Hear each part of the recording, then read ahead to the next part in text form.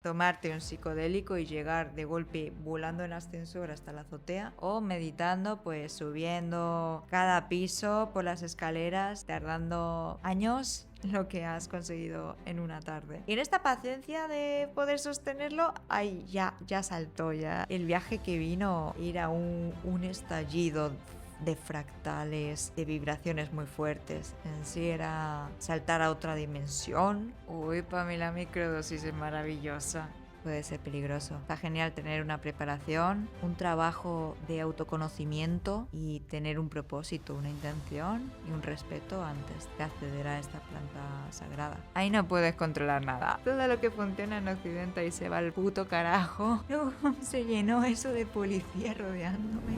Tantísimos estudios científicos que respaldan cómo funcionan los psicodélicos.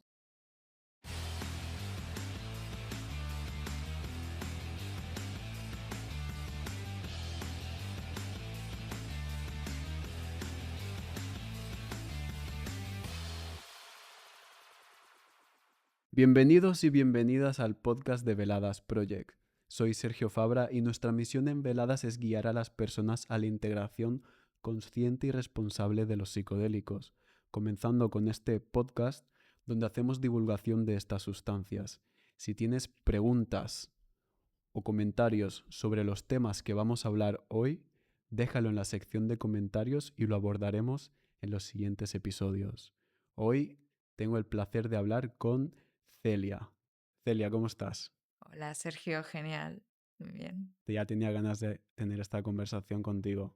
Llegó el día. Puedo empezar diciendo, he estado investigando sobre ti y he encontrado algo que me ha sorprendido y es toda la formación que tienes. Voy a decirlo para que la gente que nos está escuchando sepa a quién tenemos delante. Maestra Reiki, astrología, clases de yoga, meditación y pranayama, masaje ayurvédico, tarot terapéutico, lectura carta astral, hipnoterapia, medicina china, craneosacral y masaje bioenergético, quiromasaje, masaje metamórfico, tantra, artista multidisciplinar. Celia, vas fuerte. Sí, soy una persona muy curiosa y, y me he formado en diferentes cosas que me enamoran. Y, y cada una de ellas me ha aportado un montonazo en mi camino. Con cada cosa me ha abierto nuevos caminos, nuevas experiencias, nuevos modos de ver el mundo. Y a día de hoy en lo que más me centro es en la enseñanza del yoga y la astrología. Y siempre estoy ligada al arte, a la creación artística. La primera pregunta que te quiero hacer, ¿por qué todo esto sí y otra cosa no? Es muy evidente hacia dónde quiere tirar mi alma. Si algo me atrae, eh, voy a ello, si es posible. Desde luego, procuro, procuro apartarme de aquello que no me va a aportar. Así que apuesto por lo que sí, sí siento y pienso que me va a hacer crecer o va a generar un buen impacto a mi alrededor o en el mundo. Podríamos decir que es parte de tu desarrollo personal. Exacto. Aquí, como nos centramos en las sustancias psicodélicas, vamos a ir de lleno ya. ¿Cómo fueron tus inicios con estas sustancias? ¿Quién fue la persona, el momento que te introdujo en esto? Mira que en mi adolescencia pues evité la droga, nunca tomé alcohol ni marihuana, lo evité. Y mi primera droga fue el LSD a los 21. Y ya llevaba varios años leyendo acerca de psicodélicos, de la generación Beat, de muchos escritores de esta época de los 70-80 que no paraban de hablar acerca de los estados alterados de conciencia. Y fue en el típico entorno de una rave y gracias a un amigo de confianza que no voy a decir su nombre, sí, me dio mi primera gota de LSD y fue una experiencia maravillosísima. ¿Te preparaste? No, no sabía que iba a tomar LSD ese día, pero llevaba preparándome para esto a partir de todo lo que me había informado, leído o teniendo la calma de que me respaldaba la meditación. Y esto fue lo que me dio pie a tomar el primer LSD. Y como dices que ya antes habías leído y habías aprendido un poco sobre el tema, ¿esa primera experiencia cumplió con tus expectativas? No tenía expectativa ninguna, sabiendo que el no tener expectativa iba a potenciar el viaje y la fluidez de mi psique en el viaje. Y fue mejor de lo que podía esperarme. ¿No tuviste miedo? Algunas personas tienen miedo esa primera vez. Había momentos que, claro, aparecía el miedo, transitaba el miedo a algo desconocido, pequeños momentos, ¿no? ¿Y cómo lo manejaste? Detectar que eso podía desencadenar más miedo, ¿no? Que si enfocaba mi atención en eso, se iba a incrementar o estaba siendo una proyección de mi yo. Así que si algo en ese momento me estaba generando inquietud y miedo, era cazarlo, detectarlo, de, ok, esto es miedo, me está generando estas sensaciones, pues bien, mantenerlo ahí y tratar ya transmutarlo o no darle más foco. Se dice que hacer yoga, hacer meditación, ayuda para una primera vez con los psicodélicos, ya que son prácticas que ayudan a calmar la mente. ¿Qué consejo le darías a una persona que quiere empezar con los psicodélicos y al escucharte a ti decir LSD, va a empezar con el LSD? ¿Qué consejo le darías para poder navegar esa experiencia? Estar una vez haya tomado el LSD, cuando aparezcan las primeras sensaciones, percepciones alteradas, eh, poner atención en que eres una conciencia testigo que está observando y observándote a ti mismo y estar al acecho de los pensamientos, estar al acecho de, de las interferencias del ego y entrar en el estado de aceptación y en esa total aceptación eh, a- da pie a que estés en mayor fluidez durante el viaje. Claro, aceptar cualquier cosa que venga, cualquier pensamiento, cualquier emoción, cualquier visión, ya se sabe que altera la percepción, aceptarlo todo. Sí, es como que dicen que el mal viaje es la negación al viaje. Exacto, cuando te resistes, cuando estás negándolo, cuando quieres salir más rápido de ahí, está este mal viaje o experiencia desafiante. Correcto. Que al final si una persona acepta entrar en la experiencia psicodélica, ya sabe a lo que se mete. Entonces no puedes entrar para luego querer salir. Eso sale mal. Si entras tienes que atravesarlo hasta el final. Es el consejo que le podríamos dar a alguien que quiera empezar con esto. ¿Y cómo te sentiste al día siguiente? No hubo bajona, no hubo bajona emocional, ni cansancio, ni mucha secuela. am, a mí me dejó como en un estado de pura calma, también muchas ganas de recogimiento y muchas ganas de ponerme a pintar o tratar de pintar y dibujar todo lo que había visto. Em, y digamos que las triptaminas, las setas, el LSD no, no te dejan hecha polvo como cualquier otra droga. No dan resaca. Exacto. ¿Y pasó mucho tiempo desde esa primera vez hasta la siguiente? Pasó tiempo, meses. ¿Con qué continuaste? ¿Fue otra vez LSD o ya probaste otra sustancia? Empecé a probar las setas alucinógenas y, y después de las setas alucinógenas, sí recuerdo que ya llegó el DMT. El DMT, a veces hay confusión con esto. Está el DMT, que es la sustancia vegetal, y luego el 5-meo-DMT, que es la sustancia animal, que es lo que llaman el bufo alvarius, el sapo.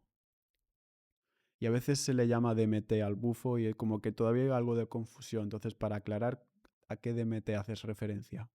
Al que proviene de la mimosa, al que proviene de las plantas. El Bulfo alvarius, no he tenido ocasión de, de tomarlo. Fuiste rápido, la verdad, del LSD a las setas y de ahí al DMT, que para quien no lo sepa es una sustancia bastante intensa, bastante fuerte.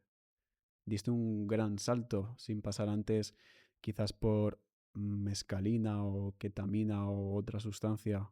¿Cómo lo viviste? Pues una vez tuve la apertura ya con el LSD, no me suponía un gran desafío el DMT, ¿no? Ya que el DMT en sí es un viaje muy corto, 5 minutos. eh, Cuando ya había abierto las puertas de la percepción con el LSD o las setas, ya me daba bastante base o seguridad para entrar a navegar lo que podía ser un viaje de DMT. ¿Dónde estabas? Era en un parque o en un campito, no sé si era Móstoles, y un amigo me lo regaló. Ese día nos tatuamos a Hampuk y luego tuvimos un viaje de DMT. ¿Cómo es? ¿Podrías explicarlo? En plan, ¿cómo es la sustancia? ¿Cómo se prepara? Y luego cómo se consume. ¿Podrías dar un seguimiento de los pasos a seguir? Mira, yo el proceso de cocinar la mimosa no lo he hecho, no, no tengo ni idea, pero se extrae de allí y, y después el modo de consumir esto, el DMT, es fumado, ya sea en pipa o liado, y lo puedes ver como unos cristalitos. Y una vez estás aspirando el humo, que a mí me costó tela porque no sé fumar, nunca había fumado. Así que no, lo estaba intentando y no me subía. Y ahora que estoy recordando, era que dejar que pase bien, bien, bien la calada y el humo por la garganta y sostenerlo. Y a mí me ardió tela. Y, y en esta paciencia de poder sostenerlo, ay, ya saltó, ya.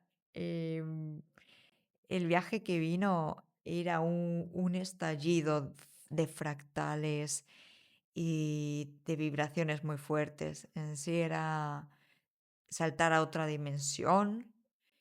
Y, y en este viaje, curiosamente, un montón de personas vemos lo mismo. Vemos los mismos arquetipos. Accedes a estas dimensiones que no podemos explicar. Y yo comencé a ver un montón de seres o entes fractálicos de los que habla Teres McKenna. Y yo agradecida de que aparecieran, ¿no? Eh, en mi caso se me aparecen un montón de simbología africana y seres con rastas. A otra gente se les aparecen diversas culturas ancestrales de la Tierra. A otras personas se les aparecen patrones aztecas, otros hindús, otros ah, más chinos. Y a mí curiosamente se me aparecen los mismos siempre. Lo has hecho muchas veces el DMT. No, puedo contar con los dedos de la mano, o sea, lo habré hecho 4 o 5. Y siempre se te aparecen las mismas Sí, visiones. bueno, no son mismas visiones, pero similares. Ujú. ¿Qué aprendizajes has sacado de estas experiencias con DMT? Mira que es bastante diferente a qué revelaciones o conclusiones me pueden llegar con otros enteógenos como la ayahuasca o un viaje de psilocibe en el que estás horas y horas en el viaje y teniendo un proceso de más integración y vivencia y tiempo para integrar. Y el DMT es como un hachazo que ocurre todo demasiado deprisa y para mí mi mayor aprendizaje es cómo realmente estar ahí y rendirte y recibir y ser calada por todo lo que está pasando en ese presente instante y recibir lo no cognoscible, lo no lógico, ¿no? Dejar que, bueno, esto calará en mi inconsciente y me traerá diversos despertares o conclusiones que iré viendo los días siguientes. Esto es mi experiencia, ¿no? Mucha gente a lo mejor ha podido hablar con estos seres, pero en mi caso, eh, mis revelaciones fueron estas. Vamos, que para ti fue una experiencia más visual. Bueno, visual y de llevar al corazón. Después te dejan mm, un estado de pura paz, calma, claridad. Es bastante curativo en ese sentido, te regula un montón. Se activa el parasimpático, por lo tanto de ahí se aumenta tu creatividad y tu capacidad de abrirte al mundo y aprender nuevas cosas. Hace un momento has dicho que algunas personas pueden ver entes cuando toman DMT. Aquí ya entramos en el campo de la espiritualidad, que siempre este tema está muy ligado a los psicodélicos. Ahora te pregunto a ti, ¿te consideras una persona espiritual? Pues desde mi modo de sentir, ver la espiritualidad, sí, siento que somos espíritus encarnando un cuerpo y, y en mi vida trato de estar bastante presente en mi aspecto espiritual, de cultivarlo, de tenerlo vivo, mantenerlo vivo, ya sea con devoción a la vida, devoción al arte, a quien me rodea, a la naturaleza, ¿Y has tenido algún contacto con estos seres de los que habla alguna gente? ¿qué ser? Los del DMT. Con el DMT sobre todo, gente cree que se conecta con otros seres.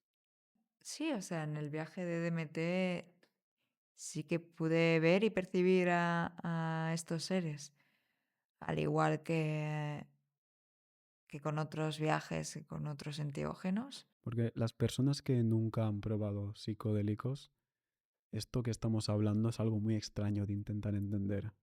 Escuchan que decimos seres, escuchan que decimos visiones, aprendizajes, y es un tema muy interesante de tocar. A nivel personal aún no he probado el DMT, me queda esa experiencia todavía, pero sí me llama mucho la atención conocer cómo esta gente afirma la conexión con otros seres. Y después de el DMT, ¿a qué pasaste? La siguiente experiencia que yo recuerde, ya llegaría la abuela ayahuasca, ¿Dónde la tomaste? pues en Putumayo, en Colombia.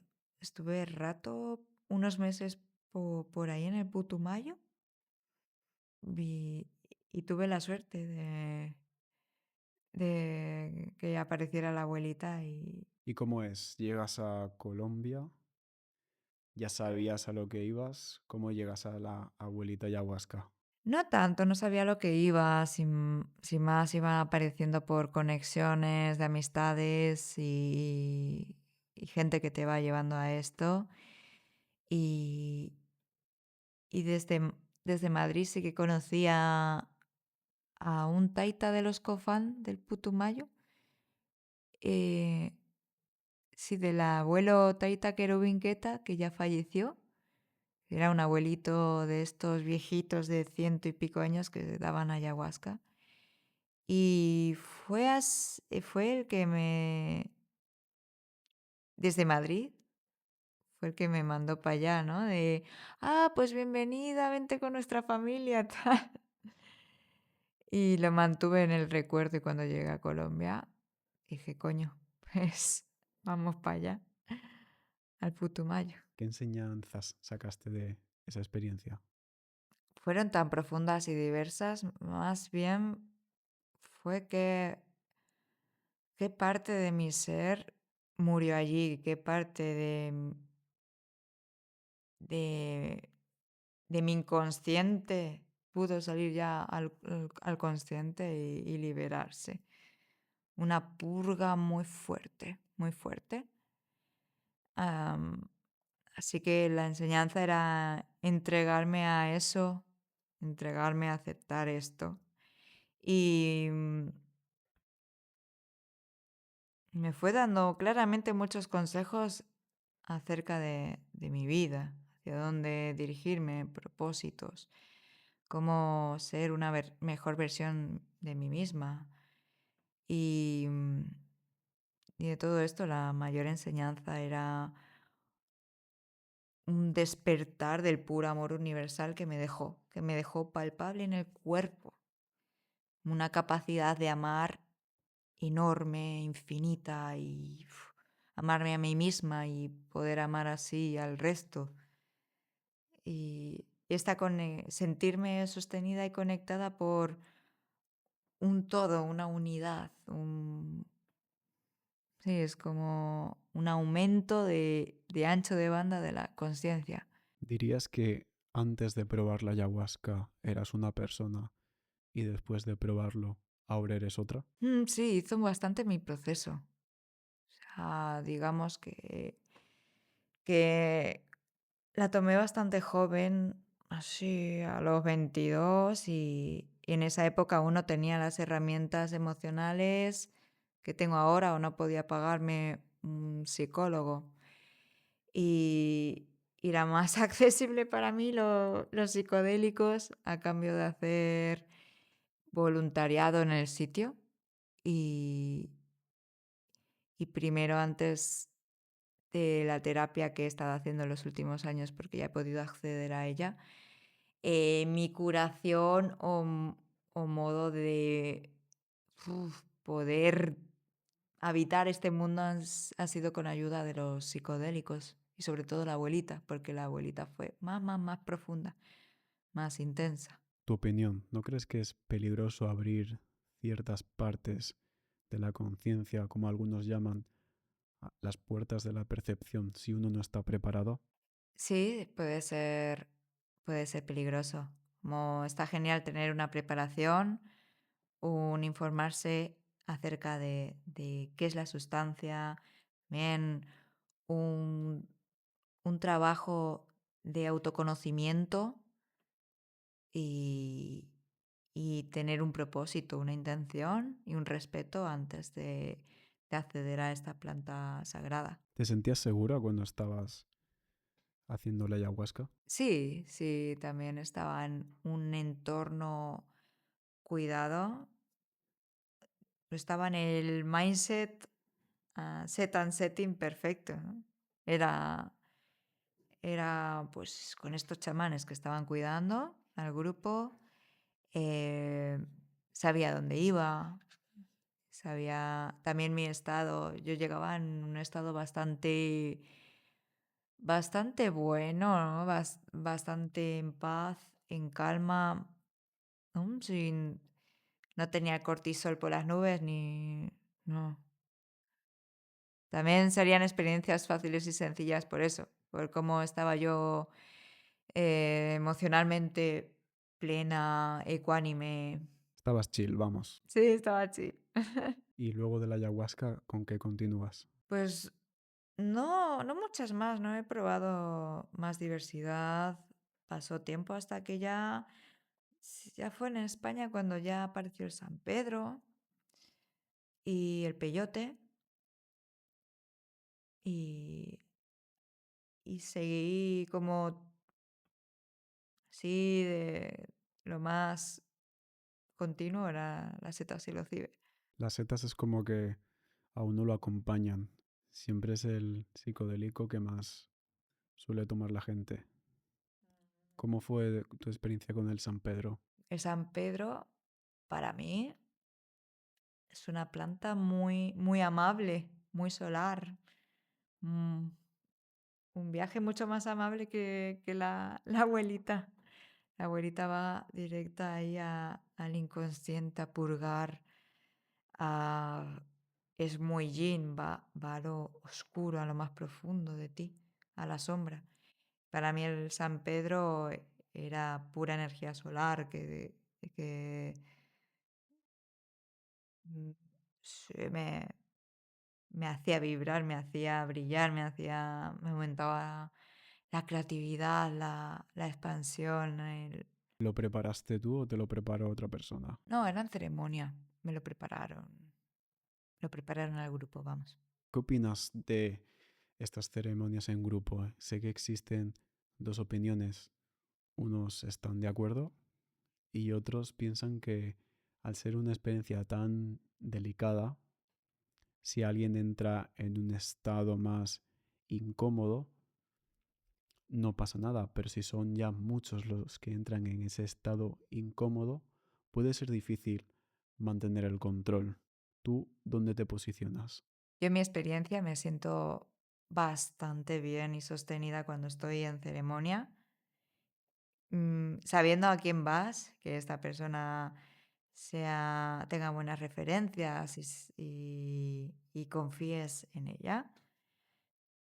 Y, y siempre, cada viaje colectivo va a irrumpir algo que no esperas. Va a haber alguien potando, va a haber alguien chillando, o no, o puede ser un viaje bien tranquilo, pero yo cuando vivo esto de tener a un montón de gente potando a mi alrededor, es que forma parte de cohabitar con el resto de seres humanos y aceptarlo, todo eso que te desagrada, aceptarlo plenamente, porque también eres eso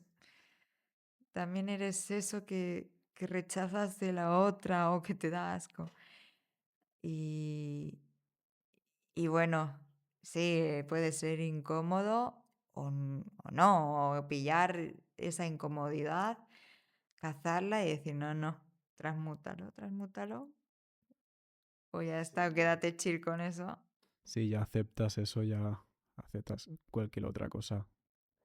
Porque para quien no lo sepa, cuando uno toma ayahuasca, uno vomita, uno incluso puede cagarse encima, mearse encima. Entonces por eso es algo tan delicado. Por eso existen estas dos opiniones. Si al final con un set and setting correcto, si hay tanta gente que lo hace y repiten cada año, será porque no debe ser tan peligroso como algunos piensan. Pues en su medida justa, ¿no? En la buena toma y el buen set and setting, no tiene por qué ser peligrosa. Hay que, hay que ser honesto y si vas, pues no tener un historial de bipolaridad o esquizofrenia. Una persona paranoica no debería acercarse a estas experiencias. Tienes que tener la mente tranquila. Puede haber un montón de terapias que puedan ayudarle de otro modo, pero una abuelita otra sustancia psicodélica no es lo que mejor conviene. Al final son experiencias muy intensas. Y se dispararía un montón tras esa toma, ¿no? Se dispararía un montón la neuroquímica y ¿Tú sueles estudiar sobre estas sustancias a nivel de neurociencia o psicología o simplemente te limitas a, oye, vivo la experiencia y ya está? ¿O te gusta profundizar más en esto? como autodidacta sí que he estudiado, pero muy por encima, muy básico. No soy una científica, no soy psicóloga, eh, pero sí que trato de informarme. Y luego del San Pedro, ¿con qué continúas? Pues realmente ahí ya está. Son estas sustancias las que te he dicho. Entonces, ¿te consideras psiconauta? ¿Tienes experiencia en abrir las puertas de la percepción? Ahora te pregunto, ¿cómo defines conciencia? Para mí conciencia es la inteligencia que observa la existencia, es decir, se observa a sí misma. ¿Cómo pensar en el pensamiento? Ujú. Pensar en el pensamiento. ¿Cómo conectas tu relación con la conciencia? Si es que existe alguna relación. Te hago esta pregunta porque algunas personas dicen, no soy la voz de mi cabeza, soy el que escucha. Y esta afirmación es algo que a mí personalmente es algo que me ha quedado bastante claro desde que he empezado este viaje con los psicodélicos. Antes pensaba que era yo y ya está, pero ahora me doy cuenta de que existen partes de mí que no controlo, pensamientos, emociones. Entonces, ¿quién soy yo realmente? Pienso que somos una parte más profunda que nuestros pensamientos y nuestros sentimientos. Una parte sobre lo que los psicodélicos no tienen control, ya que se sabe que con dosis altas de psicodélicos no tenemos control sobre la experiencia, pero hay una parte que permanece y nunca cambia, da igual lo grande que sea la dosis. A esa conciencia o metaconciencia, como la llamo yo, es diferente a todo lo demás. Es como que está la metaconciencia y todo lo demás es un caparazón. ¿Cómo te relacionas tú con esa parte de ti sobre la que no tienes control? Se hace bien presente cuando cazas los pensamientos y dices, yo no soy este pensamiento, yo no soy esta emoción, incluso yo no soy este cuerpo, yo no soy esto. Eh, y ahí está, ahí aparece, se vislumbra esta conciencia. Y, y se hace bien presente cuando se diluye el ego y en los procesos de disolución del ego y de la identidad, eh, aparece este simple presente, este estado en el presente, cuando más vislumbras y sientes la conciencia. Eh, Así en neurociencia, en esta disolución del ego, eh, es cuando uno se desconecta de la red neuronal por defecto. Es esta red que te hace rumiar acerca de ti, de tus propios pensamientos, una y otra vez en cadena, y la que tiene la estructura de tu yo, de tu identidad, de, de tu rigidez de pensamiento, de modo de ver la vida. Y cuando aparece la conciencia y todo eso tiene menos foco, atención, es cuando aparece el estado milagroso de la mente. o como se dice en taoísmo, las 1000 posibilidades. Mira, te quiero preguntar sobre un tema que está siendo cada vez más popular, la microdosis. ¿Tienes experiencia con la microdosis? ¿Cuál es tu opinión al respecto? Porque también existen distintas opiniones sobre algunas personas que confirman fuertemente sus efectos, otras personas dicen que es placebo. Si lo has probado, ¿cómo ha sido tu experiencia para alguien que nos está escuchando y tiene mucha curiosidad sobre el tema? ¿Qué le puedes enseñar tú? Uy, para mí la microdosis es maravillosa. Em, Llevo rato, ¿no? A cortos tramos hago el método Feynman, el de tomar una microdosis, dejar 3 días y tomar la siguiente, sí, durante un mes. Y para mí es muy evidente lo que está generando en mi psique, en mi cuerpo, en mi regulación emocional, en el estado de ánimo. Em, Tiene un potencial terapéutico enorme. Me reduce bastante la ansiedad, los pensamientos rumiantes, me potencia muchísimo la creatividad. Enseguida quiero ponerme a dibujar, a escribir. Vamos, en canal, sale a chorro. Mm, También como este recargue de energía vital y de buen chute de serotonina hace que puedas lidiar con tu rutina, el día a día, mejorar tus relaciones una vez que estás tú ya tan serotoninizada y tan enchufada a la vida, todo eso se multiplica y se expande y se contagia al resto. ¿De cuánta dosis estamos hablando? Pues una microdosis puede ser de 0,1 o hasta 0,4 en la seta seca. Luego una dosis normal ya pasa del 1,6 al 2, 3. Y luego la megadose es 5 para arriba. Que eso ya para gente más experimentada. Mejor empezar poco a poco si eso con las microdosis. Sí, entonces las microdosis sí confirmas que tienen estos efectos terapéuticos, podríamos decirlo. Y para quien lo quiera probar, quien quiera entrar en estas experiencias, la microdosis es una buena barrera de entrada.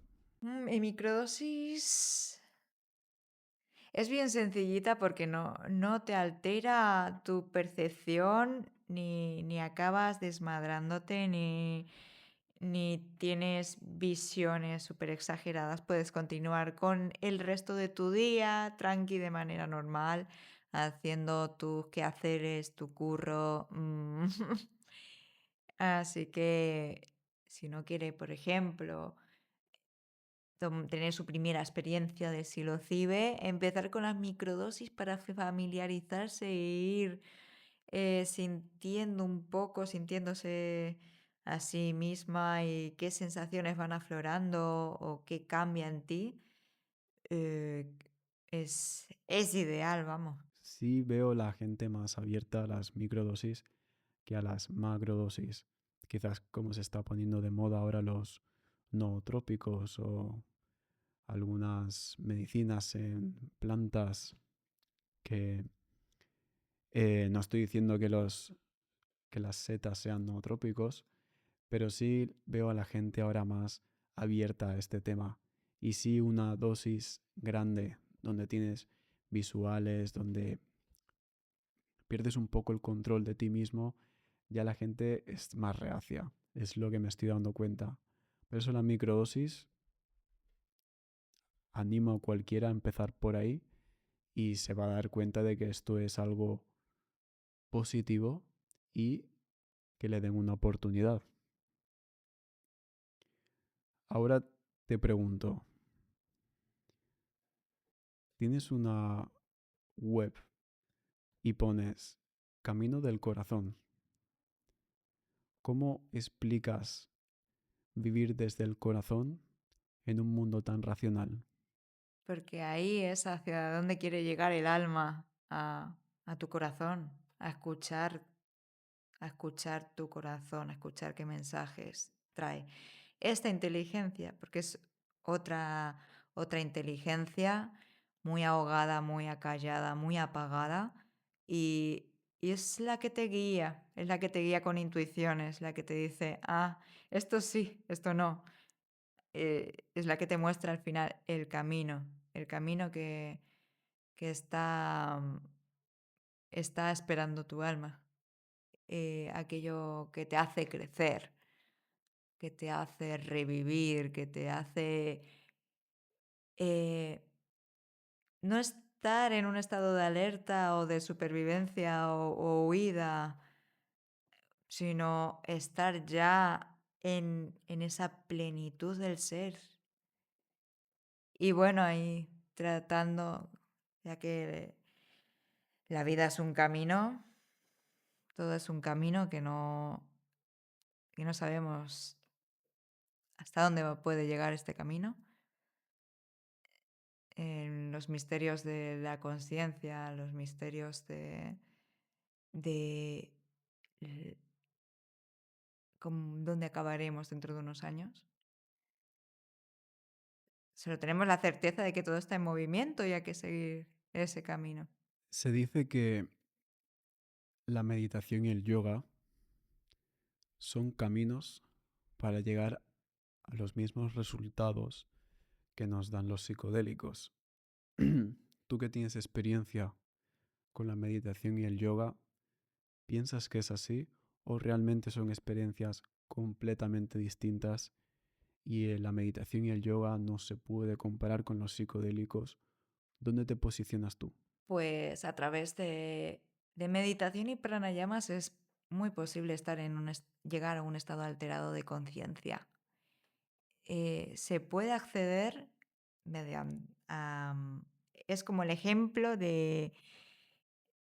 mira, tú estás en un edificio y puedes tomarte un psicodélico y llegar de golpe volando en ascensor hasta la azotea o meditando, pues subiendo cada piso por las escaleras, tardando años lo que has conseguido en una tarde. La finalidad de ambas es llegar a la azotea y ver desde la azotea, desde aquel estado de conciencia. Y claro, meditando pues se puede dar muy sutilmente. En el yoga se dice que alcanzando eh, el paranada, por ejemplo, ¿dónde se encuentra el paranada? El paranada es el yoga del sonido, el sonido del universo. Em, y se manifiesta con la misma... Bueno, puede manifestarse, no tengo la certeza absoluta de esto, puede manifestarse con mucha sinestesia, al igual que hacen los psicodélicos, con la alteración de lo que sentimos y nuestras percepciones. Pues ahí es cuando comienzas a palpar los colores o escuchar los colores o oír los colores. Y esto ocurre con la meditación.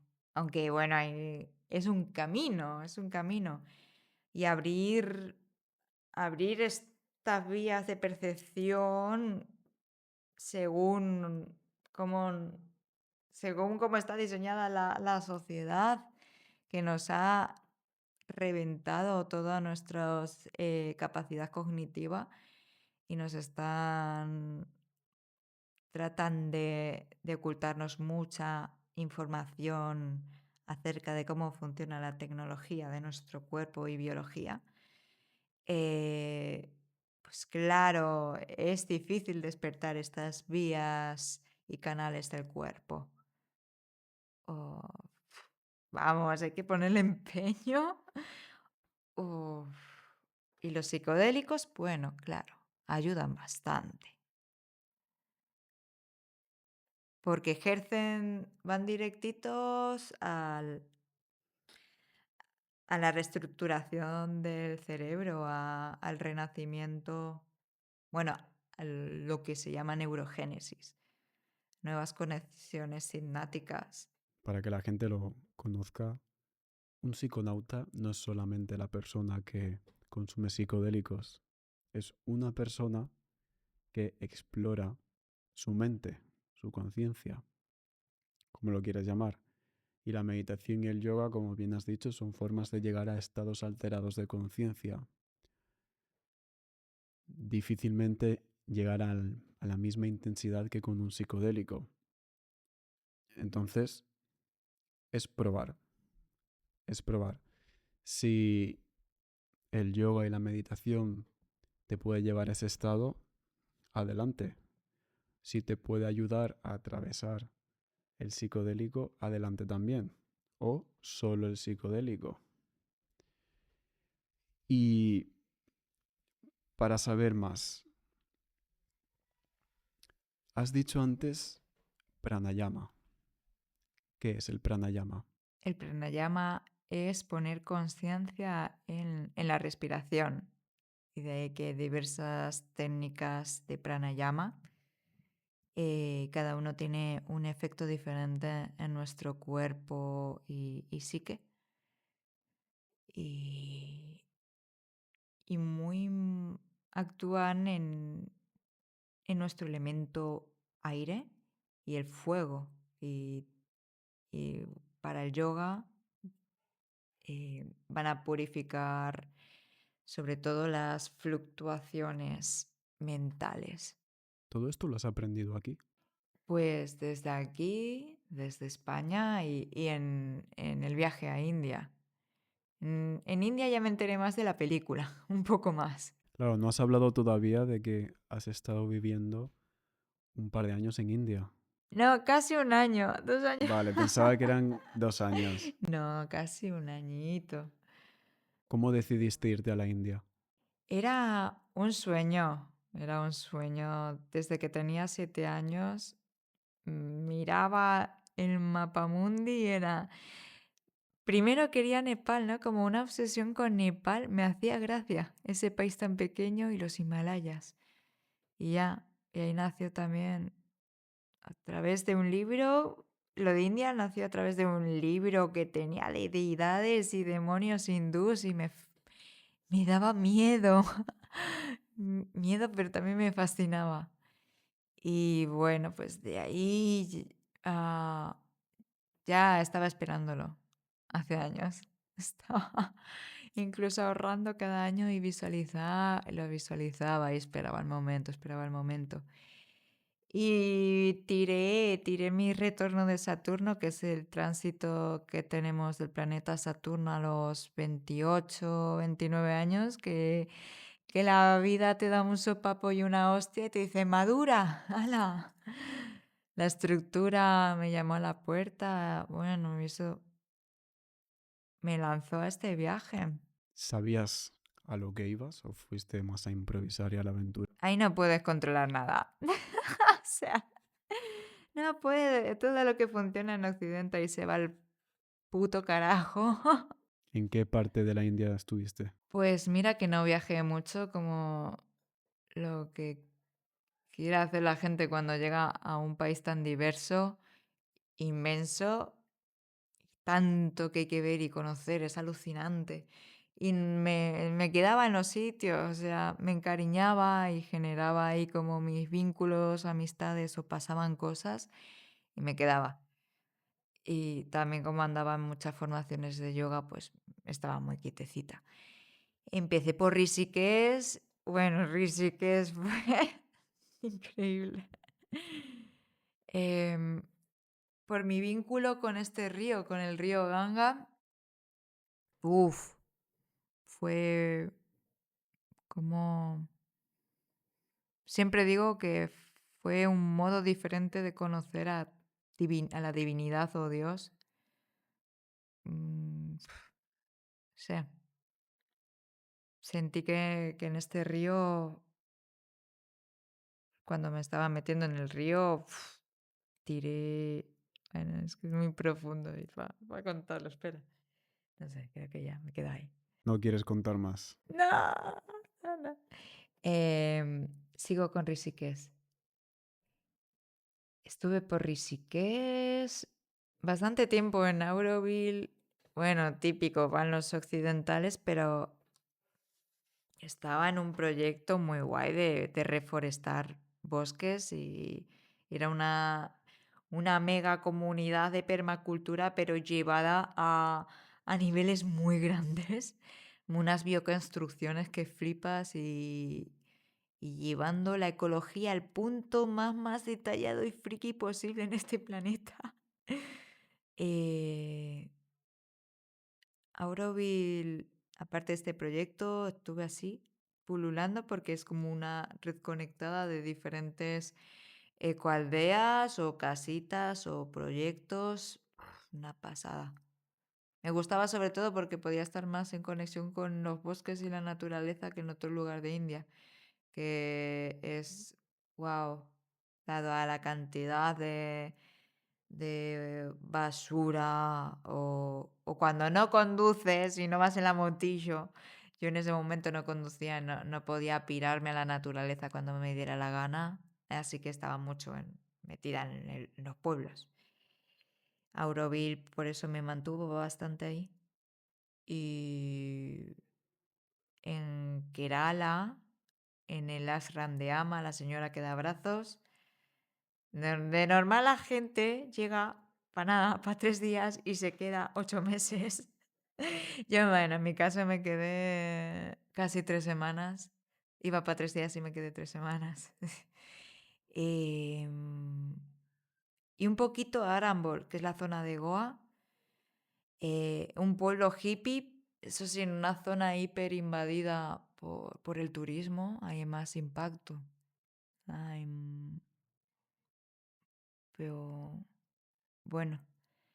No es que estuviera ahí mucho con la peña blanca. Y bueno, ya está. O sea, quería ir a miles de sitios, pero también mi cuerpo me impedía ir de aquí para allá. Era heavy para mi cuerpo. ¿Cómo es el yoga de la India? Porque hay que irse allí para aprenderlo y no se puede aprender aquí. No hay que irse allí. También se realiza un montón, ¿eh? Digamos que se puede encontrar perfectamente en cualquier lugar del mundo. Ayuda y es muy propicio tener una comunidad o buenas personas que tengan un conocimiento de acercamiento del yoga, ¿sí? Lo más puro posible.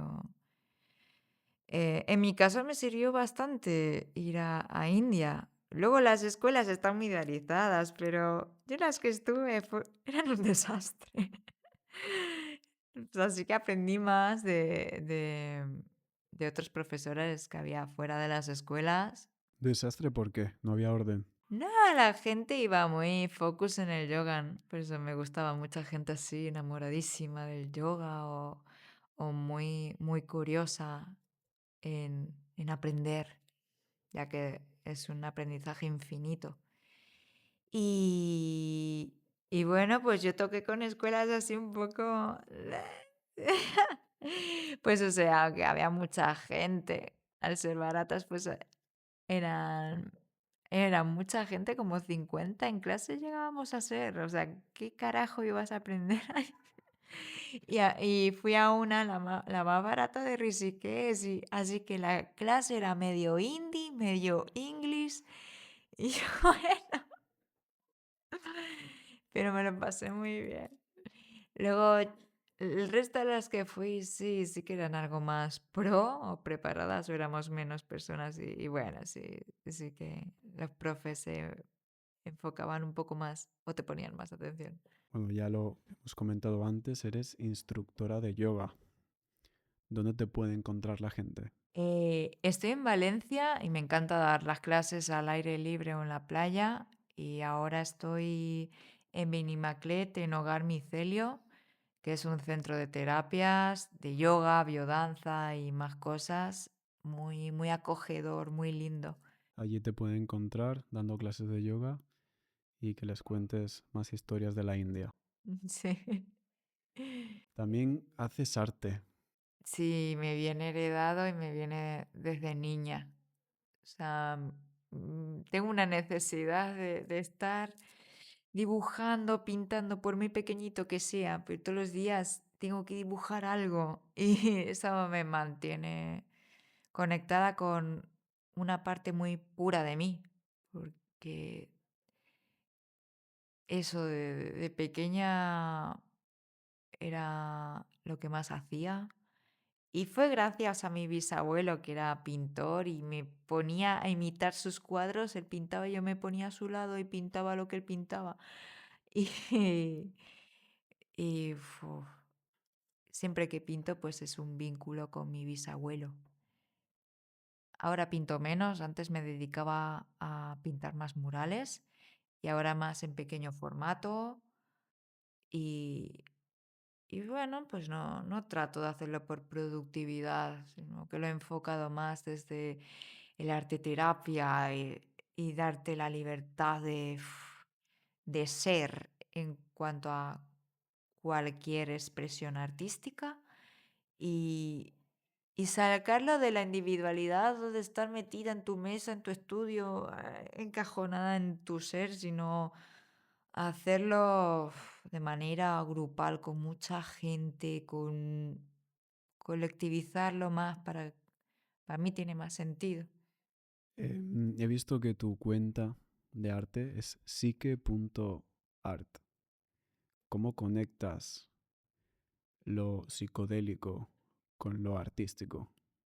Digamos que ya en sí la etimología de la palabra psicodélico viene de psique, alma, que es como el nombre artístico que me puse para el arte, psique. Y la otra psicodélico es psique y el otro, me la sé en griego, significa manifestar, o sea, es manifestación del alma, manifestación de la psique.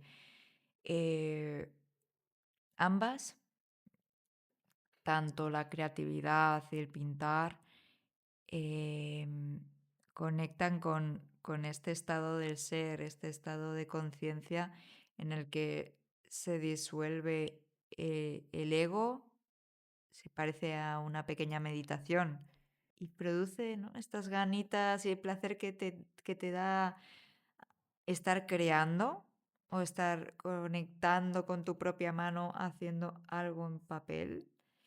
eh, Algo de serotonina libera y lleva una conexión muy personal, un autoconocimiento, te lleva al autoconocimiento, sí, em, a un viaje interno, al igual que transitas con una sustancia psicodélica. Y bueno, pues también por eso se combina también cualquier expresión artística, ya sea pintar, bailar, con las sustancias psicodélicas. Como has dicho que encuentras diferentes formas de entrar en estados alterados de conciencia con y sin psicodélicos, y hablas del arte como algo profundo, ¿cuál podrías decir que ha sido tu experiencia más abstracta? Así como experiencia abstracta extrema, siempre va a ser la abuelita, la ayahuasca. Y sin psicodélicos, madre mía, ahí hasta donde tú permitas que tu locura tome las riendas. Em, Más allá de lo plástico, porque lo vivencial, las artes vivas, es una experiencia mucho más impactante y fuerte o recuerdo más. Me dedicaba mucho a hacer intervenciones situacionistas y surrealismos por la calle, rollo muy, muy disruptivas. Hacía performance, sobre todo en la época que vivía en Madrid y Tenerife, ya por alterar el orden social. Yo qué sé. Eh, una cosa que hasta me... Ya puedo contarte alguna. Una que metí hasta en un dossier para presentar en Bellas Artes. Era estar en un supermercado del centro de Madrid y hacer un rito ahí de desnudarme y bañarme en leche. Y luego se llenó eso de policía rodeándome. O, o cuando iba con otros colegas alterando las calles, como haciendo esculturas vivas, de coger objetos, hacer esculturas con los objetos y luego mimetizarnos siendo también parte de esas esculturas. Eh, y cortar el tráfico así. O no sé. Por eso para mí es lo más abstracto, cuando es vivencial. Vamos, que ha sido un poco gamberra. Mucho, muchísimo. Pero sí, sí, sí, sin psicodélicos, por favor. Probad esto sin psicodélicos. ¿Y crees que esto es para todo el mundo? Que las experiencias abstractas o... Los estados alterados de conciencia. Uy. Mm, no, no para todo el mundo. Hay que... Uf, porque en sí hay que tener una parte de conciencia de no perder el control y saber dónde estás. No derivar a un brote, ¿no? No derivar a una pérdida de control de tus actos. Y de base, pues saber que en tu momento vital presente no estés delicada o con temas de esquizofrenia, bipolaridad, psicosis o altibajos fuertes, ¿no? Porque después de esa mega adrenalina, chute de serotonina que da, pues bueno, te puede dejar muy descolocada, ¿no? Hay que estar tranquilo, con la mente despejada. Alguno dice que tiene que estar bien, pero bueno, es difícil, es abstracto decir estoy bien. Uno tiene que estar tranquilo, sin cosas pendientes que hacer. Algunos llegan al extremo incluso de decir que tienen que tener la ITV pasada antes de tomar los psicodélicos para tener la mente despejada. No hace falta llegar a ese extremo. Bueno, cada uno que haga lo que quiera, pero en el sentido de tener la mente despejada. Por eso un consejo que podemos dar es pensar en el viaje psicodélico como que dura 3 días. El día anterior para preparar el día de la experiencia, poder estar tranquilo, saber cómo lo vas a afrontar. El segundo día cuando lo tomas y tener el día siguiente libre. Porque sí es verdad que si tienes algo pendiente que hacer al día siguiente, eso puede interferir en el viaje y se puede volver incómodo. Entonces, para hacer esto, mejor tener la mente lo más despejada posible. ¿Cómo ves el futuro de la prohibición De la prohibición de las de estas sustancias? sustancias. Bueno, hay ya tantísimos estudios científicos que respaldan cómo funcionan los psicodélicos. Ya desde 2018 la FDA empezó a- a probarlo en pacientes con depresión eh, y viendo que tenían o sea, efectos bastante beneficiosos, pues eh, y que actualmente se ha ido legalizando entre Australia o Oregón o otros sitios que ahora no caigo.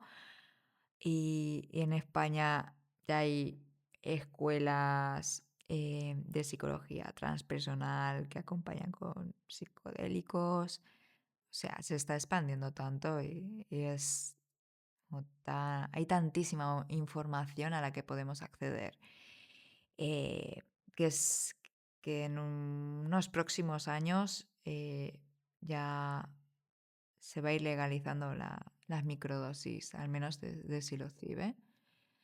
Eh, y hay bastantes psiquiatras y psicólogas mm, currando en ello, tratando de que eso sea posible.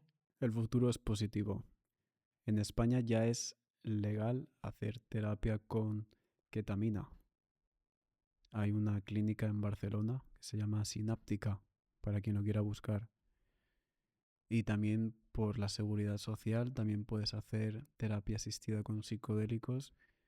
No estoy seguro ahora cuál psicodélico, si es psilocibina, LSD, pero si has tenido terapias tradicionales y sobre la para curar la depresión y no ha salido positivo, ya que la gente sepa que puede acceder de manera legal por la seguridad social o por la vía privada a estas experiencias. Entonces es más positivo de lo que la gente cree.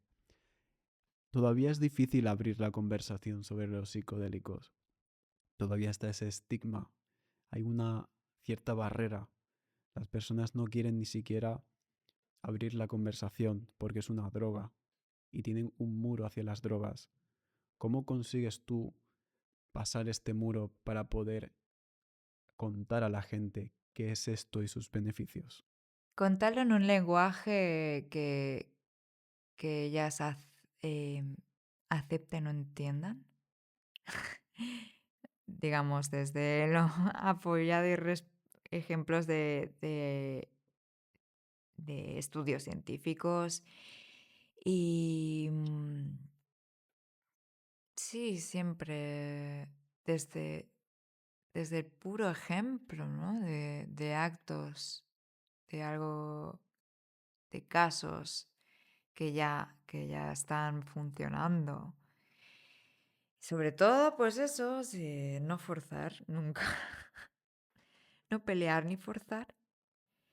Las nuevas generaciones, pues ya venimos fuerte con ello y bueno, quien no lo acepta suele ser las pasadas generaciones, ¿no? Que ven muy bien la droga legal como el puro tabaco, el alcohol y, y otros medios de evasión, pero wow, hay aún tanto estigma y desconocimiento y miedo a lo desconocido cuando dices psicodélico o otra clase de droga. Sí, ya hay suficiente evidencia como para poder hablar de esto abiertamente sin miedo a que nos señalen con el dedo. ¿Cómo definirías la experiencia psicodélica con una sola palabra? Renacimiento. Me gusta que el invitado cierre el podcast dando unos consejos o un mensaje final a la gente que está escuchando. Entonces, ahora imagina que tienes un público delante interesado sobre estas sustancias, eres experimentada sobre este tema. ¿Cuál es tu mensaje final? Que wow, a nivel mundial se han disparado los casos de suicidio por depresión.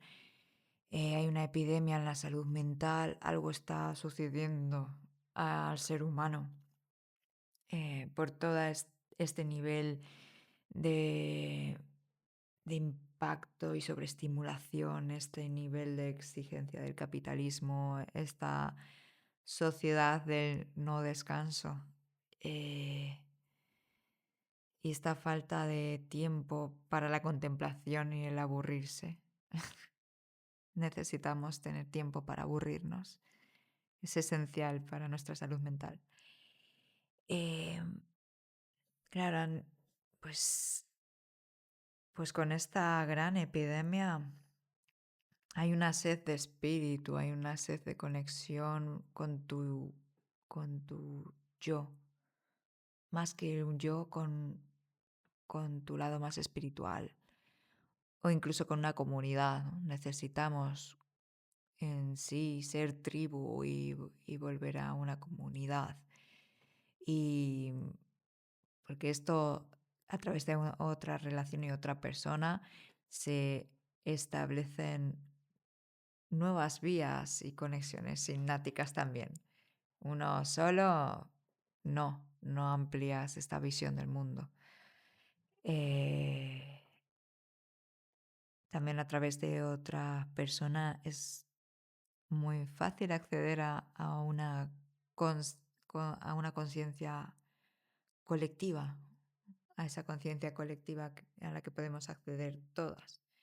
Por ejemplo, estamos hablando tú y yo y está naciendo otra tercera cosa, ¿no?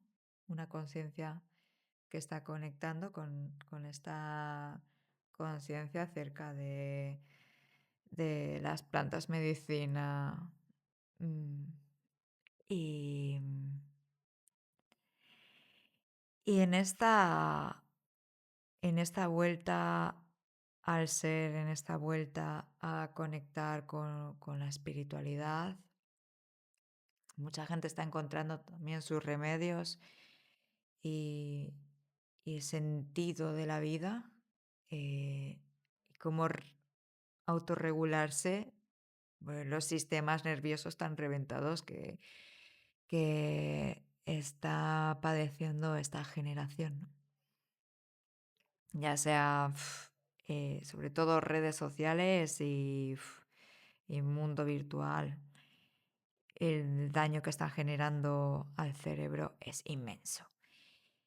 Y bueno, pues un gran apoyo sin duda son los nootrópicos y las microdosis de psilocibe o otras sustancias psicodélicas. También como apoyo a otra terapia psicológica, genial, ¿no? Porque la terapia psicológica te hace integrar cada viaje y, y que no se quede solo en la pura vivencia. Y bueno, pues con el apoyo de los nootrópicos como ashwagandha, melena de león y otras setas, eh, regulan bastante el sistema nervioso y generan nuevas conexiones neuronales también. Eh, y las microdosis de psilocibe se potencian un poco más si los tomas junto la niacina y la melena de león. Y así que son perfectos para reducir el cortisol, para el estrés, la ansiedad, el trastorno obsesivo-compulsivo, que es el que nos lleva a esta repetición de patrones y rigidez mental, eh, y la pura depresión, que en la depresión está muy activa la amígdala y todos los miedos y la red neuronal por defecto. Pues cuando hay que dar un empujoncito más, aparte, y a una persona no le puedes poner a meditar y ya. Una vez tu sistema nervioso está tan alterado que no le viene bien a veces sentarse, sino algo más físico o catártico o la ayuda de de estas plantitas medicina y hongos. Así que, bueno, existen remedios. La propia tierra los ha dado y bueno, ahora que la ayahuasca está en puro peligro de extinción y ha habido un avasallamiento total y mal uso de esta planta, que más bien le pertenece a esta tierra, ¿no? Al Amazonas. Y nuestra tierra tiene la psilocibe. Europa, España, pues tiene en sí este producto que nos ha creado la propia tierra y que ya nuestras ancestras llevaban pegándose estos viajes hace milenios. Celia, gracias por venir al podcast. Muchísimas gracias, Sergio, por este momento, esta entrevista. Gracias. Ha sido muy valioso todo lo que nos has contado. Tenéis en la descripción los links a todas las redes sociales de Celia para los que queráis conocer más sobre ella.